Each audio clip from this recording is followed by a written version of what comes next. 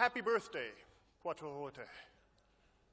60 years, a fantastic history, and a bright future. It's a dynamic, wonderful brand with a fantastic future.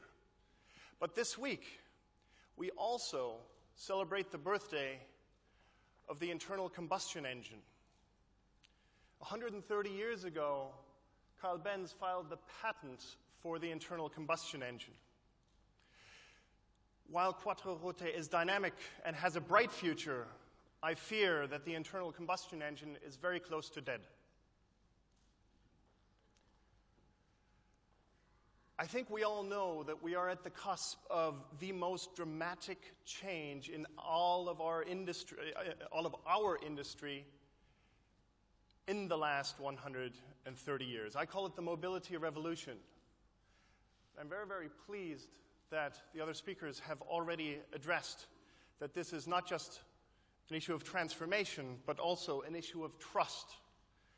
Because I think we can trust that this transformation will create fantastic opportunities. Yes, it will create lots of changes. Will change the way we move around, change the way we operate, even change the way we live our lives every single day. But we need to trust. And I think we're already at the beginning of that. So I wrote this book, Zero Emissions, Zero Accidents, and Zero Ownership. I think I've already said what I wanted to say about zero emissions.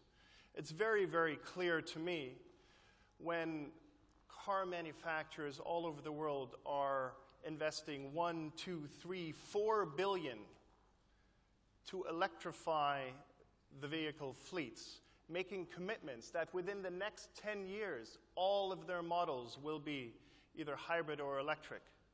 I think it's very, very clear that we're looking at the end of the internal combustion engine, and I think certainly politics and societal pressures will also contribute to that. And to my mind, that's a good thing.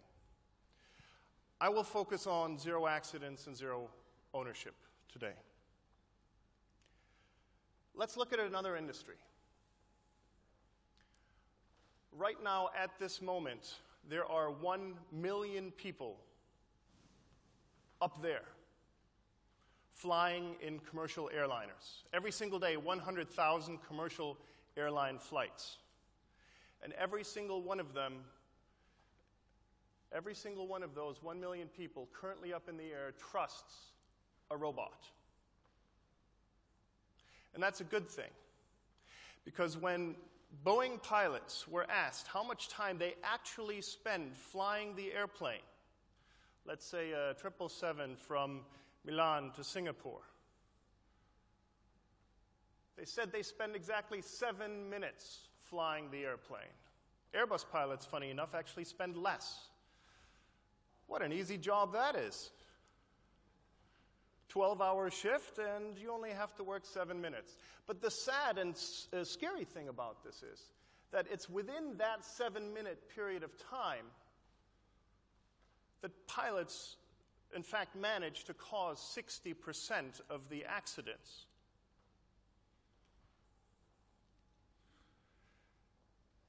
And when we think about our own industry, I have to ask you, who should we trust to drive? Every single year, 1.2 million vehicle-related deaths on the streets. And I think it's no secret, and it's been said many times before, who and what causes those. It is us. It is humans. So I ask you, who should we trust on the road? Is it the guy on the left, eating, drinking, texting? Or is it the vehicle on the right,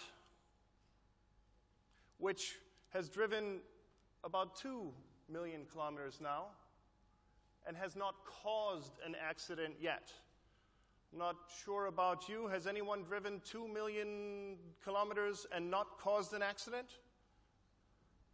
So I think it's fair to say that we can and should put trust in the technology that is autonomous vehicles. And that's fairly clear. And we do it in other parts of our lives already.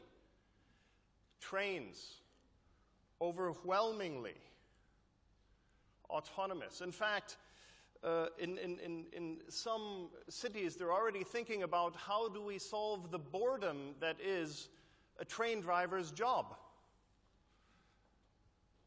On the left, you see a train in London. On the right, obviously, and you know this because any one of many, many airports in the world already have the autonomous trains.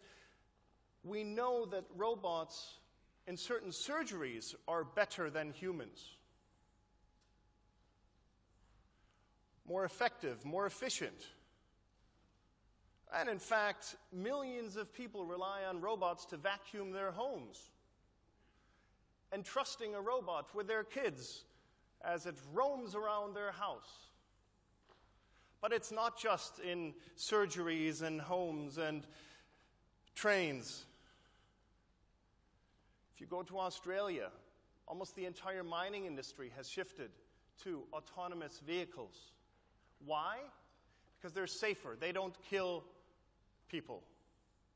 And they work 24 hours a day, which for unions is a pretty interesting perspective as well. And in fact, the world's top-selling vehicle that is autonomous is not made by Google, as you might have expected, or Roomba.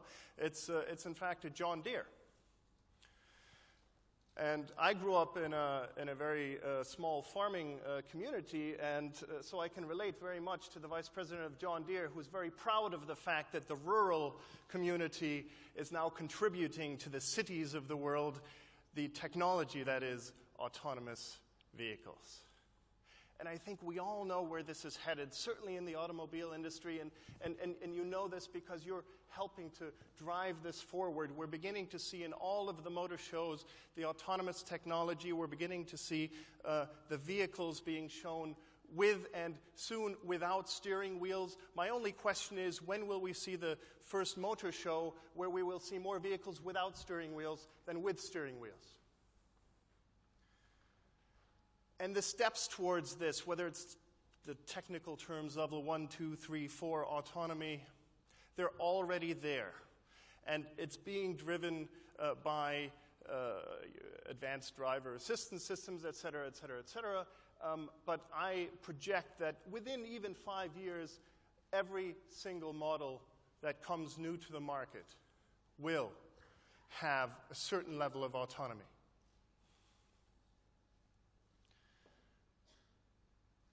And that is a good thing, and we should trust it because it will save lives. Just to put it in perspective, we have the potential here to do the equivalent of getting a cure for AIDS. As many people die on the streets every year as die of AIDS. So if we have the cure, we should apply it. And when we do, we set up a massive transformation, an exciting time for our cities.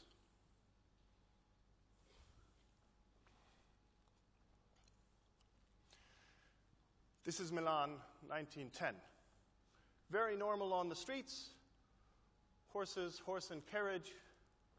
But today, I think a horse would look very strange on the street, wouldn't it? I think over, not 100 years, but in fact over the span of about 10 to 15 years after the launch of the internal combustion engine, we completely transformed cities. Why? And thanks to what? Thanks to thousands of companies. Companies like, also founded in 1910 here in Milan, Alfa Romeo, but thousands more brands that were launched directly after the internal combustion engine patent that transformed our cities. Brands that created dreams, brands that created passion, brands that created a love for driving. And don't get me wrong, I enjoy this. I really do. It's perhaps no greater feeling, almost no greater feeling, than if you have a powerful, wonderful engine, maybe the top down, driving along on a mountain road on a beautiful day. And I think even in the future, there will be a place for that. Just like there's a place, occasionally, to ride horses. But while this is what we dream about, this is the reality we are faced with every single day. And we're not going to make this disappear. This is a fact. And every single hour, in fact, our biggest cities continue to build in population. The numbers you see here, those are people being added to those cities every hour. And that's not to mention the new cities that are being created. 5 cities the size of Chicago being built every 2 years in China. And it's within those cities that we need to think about quality of life. Quality of life for an ever-growing urban population. I don't need to tell you about urbanization. All of your companies know about this on our, and see this as one of the biggest megatrends. But what is the impact of that? And what is that changing? And what is that doing? Certainly to the automobile industry. 16 to 34-year-olds in this chart. On the left hand, you see taking public transport, walking, or biking, a dramatic increase in the number of trips that they're taking in their cities. And at the same time, the last bar, the one that goes down, is 16 to 34-year-olds opting to drive. And over time, this millennial generation, or even the next generation after that, will continue to drive this other curve down. What we see here is the number of kilometers that are driven per capita per year. And you can see already that in 2003, 2004, 2005, in the UK, Spain, France, and also here in Italy, there's a plateau and a downward trend in the number of kilometers driven per capita, because quite simply, it's not fun anymore. The reality is different. And there will be a separation between the transport that we do for fun and the transport that we do for utility, because we need to. Our everyday lives, 200, 250 working days a year, are not about fun transport.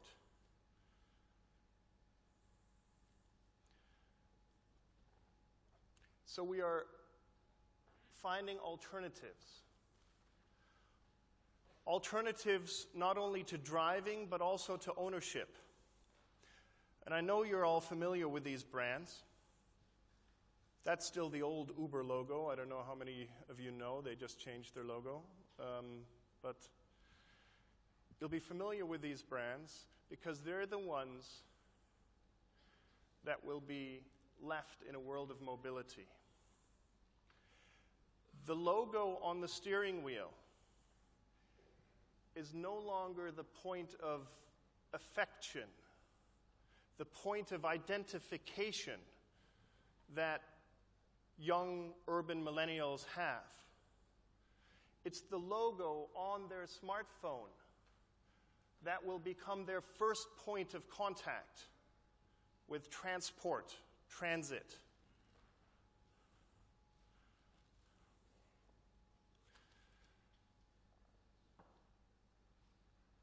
When you take an Uber, you don't care what kind of a car it is.